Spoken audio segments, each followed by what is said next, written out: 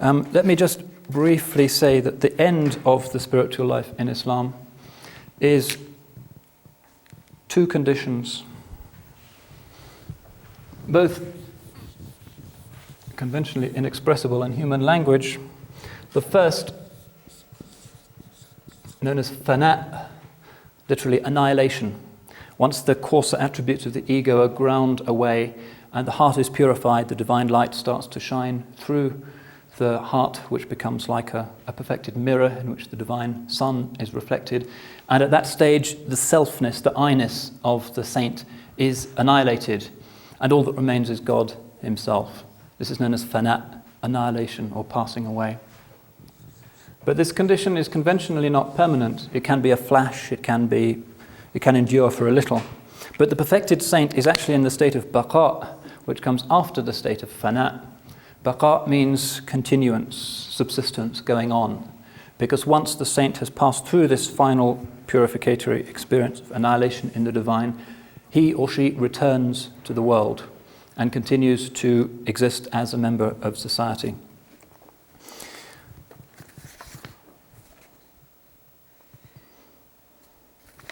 Now, the saints who have achieved this have traditionally been accorded very great reverence in Muslim societies, much more than the reverence or respect which is shown, for instance, just to the imam of a mosque. The saint, for which the Islamic term is wali, which literally means a friend, i.e. a friend of God, is regarded as being in this state of fana or baqa, and hence as being a living sign of God. The classical image again is that of the mirror of the heart being so cleansed that the divine sun blazes therein, and by being simply in the presence of such a person, one can be transformed. And it is these people called wali who are fit to act as sheikhs or spiritual guides. It's extremely dangerous to accept as a spiritual guide somebody who has not properly completed the various spiritual degrees. And we find in Islam, as in Christianity, a very luxuriant tradition of miracle stories. One of the attributes of these people is that God works miracles through them. Not the great evidentiary miracles that are given to the prophets, but lesser charismatic events which are almost a byproduct of this extraordinary state of the divine refraction in the human heart. I have a story here from Rumi, who, like all of the classical writers on Islamic mysticism, knew that God can give such people miraculous, charismatic powers to heal the sick and to show all kinds of things, to show the relative nature of the laws of creation, which God can, just as he instituted the law, break the law just as easily. And the story is of Rumi, who was once walking in his garden where he taught in Konya. He used to teach in a rose garden. And he was being pestered by a rather small-minded theological student who was very stubborn and very skeptical about Rumi's ideas of the path to God. And he was very brilliant nonetheless. And one day Rumi, despite his generosity, had really had enough of the student's endless displays of his own brilliance. And so Rumi said, let's go for a walk. And so they walked through this garden in the twilight. Rumi walks quietly, and the student, who's baffled, just rattles on talking about clever points of metaphysics, waiting for him to say something particularly clever which would answer his questions. After a while, the saint raised his right hand and just pointed. At that moment, the student saw that all the trees and all the laden rose bushes in the park were bowing to Rumi, and then, in an incommunicable flash of realization, he understood.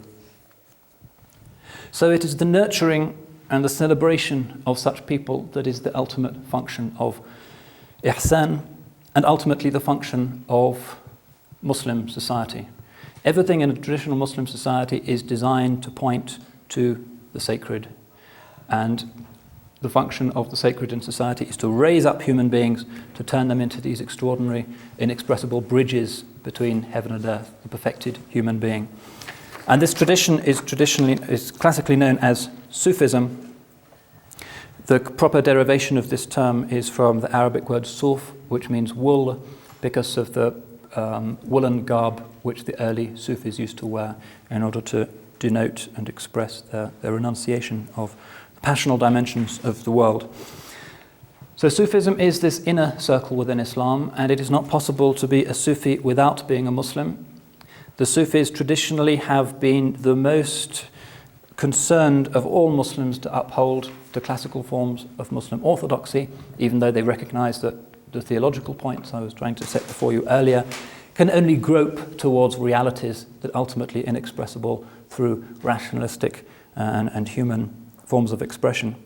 And every Sufi also has to be a Muslim, because the model of the Sufi ultimately is the perfected human man himself, who is the Prophet sallallahu alaihi wasallam.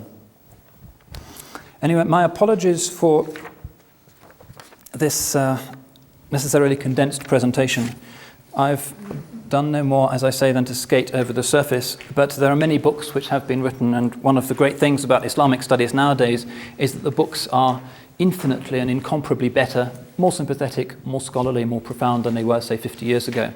And if you're interested, I can recommend other books which will take you further in this extraordinary discovery of Muslim theology and Muslim mysticism. Thank you very much.